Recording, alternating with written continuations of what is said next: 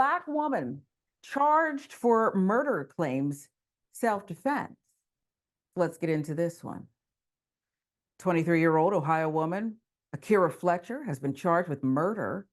She posted videos on Facebook of the deadly shooting in an attempt to show proof she acted in self-defense.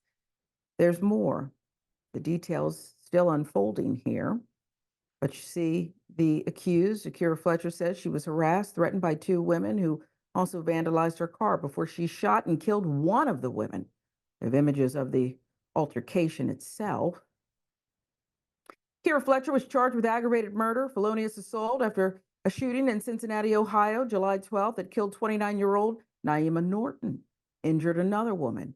Norton died at a local hospital from her injuries August 26th. The image of the right there, on the right there is Nyema Norton throwing a rock towards Fletcher. On the left, we can see Fletcher firing her weapon. 4 days later, Fletcher was booked into Hamilton County Jail, charged with Norton's murder.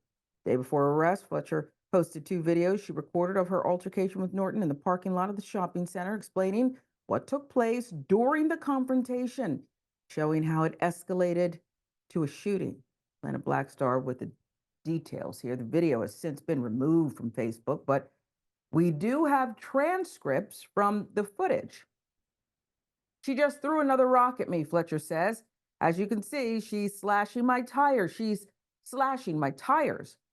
Her and her cousin slashing my tires, as you can see. I have a gun in my purse. I have a gun in my purse. They're trying to make me get out of the car. Loud noises heard from the back of Fletcher's car. Viewers can see Norton behind the vehicle after the back window is smashed and broken.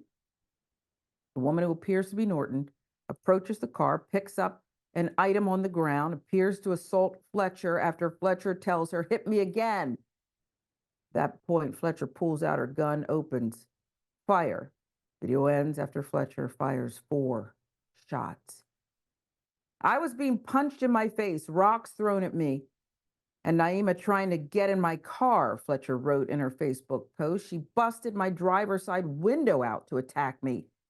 She continued to try and get in my car to stab me, and I let her hit me while I was on the phone with 911 asking for help. I told them to stop over and over and over again. I never got out of my car to fight or anything. I allowed her to punch me more than once. Talk about Ohio Stand Your Ground law. Went into effect in the state 2021. Statute states no person has a duty to retreat from any place that person lawfully has a right to be, including public places like parking lots, before using force in self-defense if that person is caught up in a conflict that would cause great bodily harm. Court documents revealed an ongoing feud between Norton and Fletcher, according to WKRC. Complaint filed in Hamilton County Municipal Court states that Norton allegedly threatened to shoot Fletcher and pointed a gun at her in May. Both women were supposed to appear in court for that case in September. Police previously stated that Fletcher acted in self-defense, according to WXIX, before prosecutors charged her with murder. She was jailed, no bond. All right, this is a tragedy all the way around, Yasmin, but if the details here that the accused is laying forth, including, it's now been taken down off of Facebook, but including the video she posted, the commentary, self-serving, but if it happened that way, it happened that way. And then you have the police who said initially, this is self-defense, prosecutors charging anyway. With millions watching and many people benefiting from this program called Indisputable, we just need 1% of the viewers to become a paid member so we can continue to bring this content to you. Now back to the show. What jumps out at you? If the argument for more guns in the world is that normal, good people need to have them because the bad people have them and the good people will need to defend themselves from those bad people, then you have to be prepared for situations and stories like this one, right? If the pro-gun perfect world is that this that good and bad people both have guns. And this is exactly what should be expected, right? People will die at the hands of bad people with guns, or people will kill people in their own self-defense. Either way, people are dying, whoever is right or wrong in whichever given situation, right? And I know I've talked with Dr. Richey about this, but as soon as guns are a factor in any situation, as soon as it's known that guns are present, especially during tense situations, then the situation will inevitably escalate beyond where it needs to, because the gun is always just there on standby, right? It's just a matter of how long do you hold out before reaching for it? How long do you hold out before going for your last resort, right? At what point is it no longer justifiable to deal with this situation without being like, you know what? I need to shoot someone with a deadly weapon and escalate it to that point. And once you get to that point, that's as high as you can go. There's nowhere else to go from there.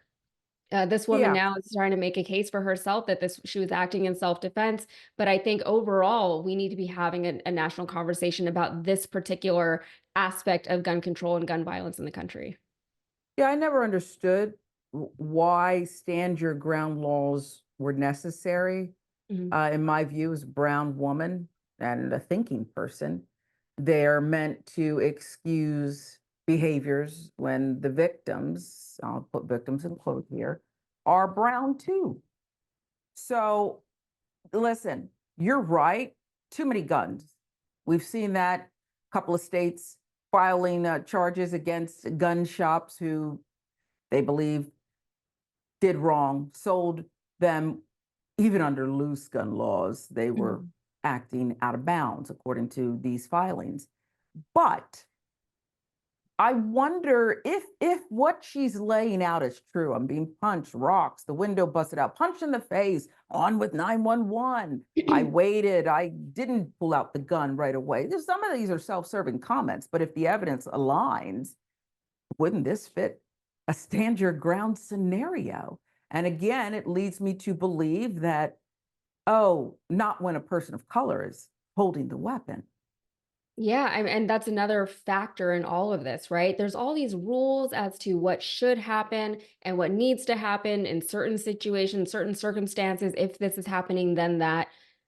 But there's also a human factor that really doesn't get talked about as often as it should. I mean, a lot of advocates do talk about racial discrimination and racial biases in law enforcement and things like that, and in criminal prosecution. But just the general premise that humans are fallible and that situations have nuance and that situations are often not as straightforward black or white as the law sometimes tries to pretend that it is. I think that overall, we have a justice system because we have these judges put in place because we say they're the ones who are so wise and they're so intelligent and they're so well versed on the law that they will be the ones to look at each unique situation and determine what is right, what is just, and then deliver justice accordingly. But as we've seen, even our judges are fallible, right? They're just people who wanted to be in that position and they were able to reach that position in their career, which is good for them. And yes, I'm sure it takes a lot of intellect to get there, but it doesn't necessarily say that they're not racist, right? You can get through law school and become a judge and still be a racist, or you can still just have your own personal biases. Maybe you're aware of them, maybe you just don't care about them even.